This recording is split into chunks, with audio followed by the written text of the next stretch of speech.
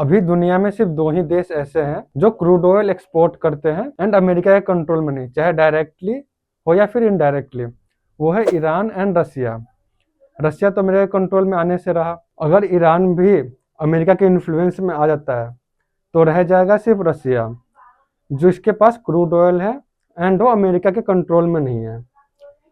America ने NATO के साथ मिलकर ऑलरेडी यूएसएसआर को 1991 में तोड़ ही दिया था। ईरान पर कंट्रोल के बाद अमेरिका चाइना को काफी लॉस दे देगा, क्योंकि चाइना 90% क्रूड ऑयल ईरान से अभी इंपोर्ट करता है एंड ईरान में काफी ज्यादा इन्वेस्ट भी कर रखा है। अमेरिका ने वेनेजुएला को मिलिट्री से अपने कंट्रोल में रख के वर्ल्ड को ये मैसेज दिया कि अगर हमारे अगेंस्ट जाओगे तो हम मिलिट्री का यूज करेंगे, ताकि वर्ल्ड का कोई भी छोटा देश अमेरिका के अगेंस्ट जाने की सोचे भी ना।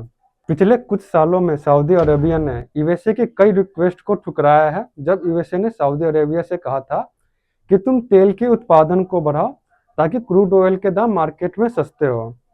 पर सऊदी अरेबिया ने अपना प्रॉफिट देखने के लिए रसिया के साथ मिलकर क्रूड ऑयल के उत्पादन को कम किया ताकि उनका प्रॉफिट बना रहे। अमेरिका दुनिया का एकमात्र ऐसा देश है जहां पर ज्यादा नोट छापने से गरीबी नहीं मिटती वाला लॉजिक अप्लाई नहीं होता। अमेरिका में अगर वहां की सरकार ज्यादा नोट छापेगी तो गरीबी मिट सकती है। डॉलर एक इंटरनेशनल करेंसी है जिसकी डिमांड हमेशा ही इंटरनेशनल मार्केट में बनी ही रहती है। अगर इंडिया में गवर्नमेंट रुपया छाप के गरीबी हटाने की कोशिश करेगी तो ये बहुत ही ज्यादा बैकफायर कर जाएगा, जैसे जिम्बाब्वे में हुआ था। अब मैं आपको एक्सप्लेन करता हूं ऐसा क्यों होता है। मान लीजिए फॉर्च्यूनर की कीमत 40 लाख रुपए है और अब हर किसी के पास 1 करोड़ रुपए आ गए हैं, गवर्नमेंट ने उनको दे दिया। अब हर कोई मार्केट में जाएगा फॉर्च्यूनर खरीदने। अब फॉर्च्यूनर तो उतने ही हैं, पर लोगों के पास रुपए बहुत ज्यादा हो गए हैं, तो सिचुएशन वहीं की वहीं रह जाएगी, उसमें कोई इम्प्रूवमेंट नहीं होगा।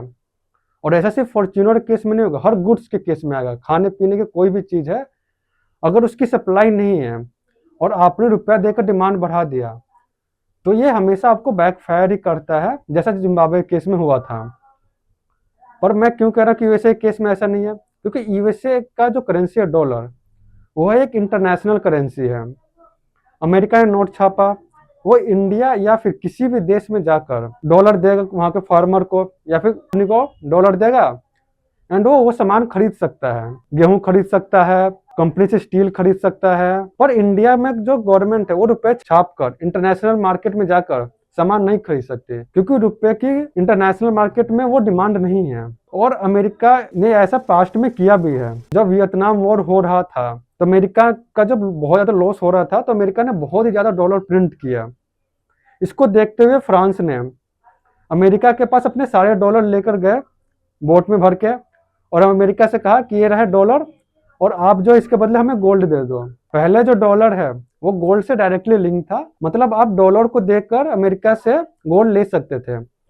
पर जब फ्रांस डॉलर लेकर गया अमेरिका के पास तो उसके प्रेसिडेंट ने डायरेक्टली मना कर दिया और उसके बदले दिया प्रॉमिस। तो आज के करंट टाइम में डॉलर जो है गोल्ड से लिंक नहीं है, मतलब आपको डॉलर प्रिंट करने के लिए गोल्ड की रिक्वायरमेंट नहीं है। अमेरिका अपनी रिक्वायरमेंट के अकॉर्डिंग कंट्रोल वे में डॉलर छाप के गरीबी हटा सकता है। हाँ, अमेरिका डेवलप है सिर्फ इसलिए नहीं, वहाँ पर टेक्नोलॉजी है, वहाँ पर डॉलर का एक दबदबा है, इसकी वजह से डेवलप है। और ईरान डॉलर के अगेंस्ट जा रहा है, तो ये भी एक अमेरिका के लिए मैसेज है दूसरे देशों के लिए कि डॉलर के अगेंस्ट जाने की कोशिश करोगे तो आपको हमारा सामना करना पड़ेगा। अगर आपको मेरी यह वीडियो इन्फॉर्मेटिव लगी तो इसे दूसरों के साथ शेयर जरूर करें। बाकी आपकी क्या राय है इसे कमेंट में जरूर लिखें।